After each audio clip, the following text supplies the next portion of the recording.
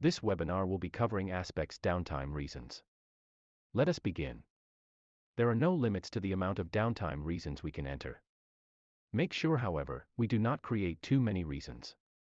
They must be very obvious and explain the downtime reason, not the symptom. On the left menu bar, we select Setup, then Downtime Reason. The ID can be anything you choose. We will use A003 for this exercise, then Description.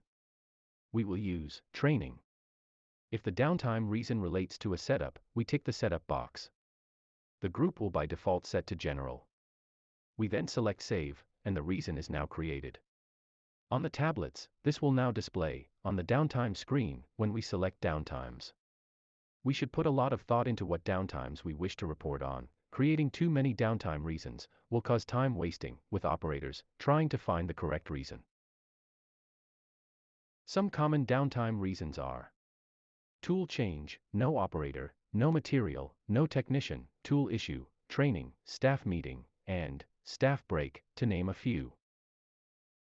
We should also create a reason called no data.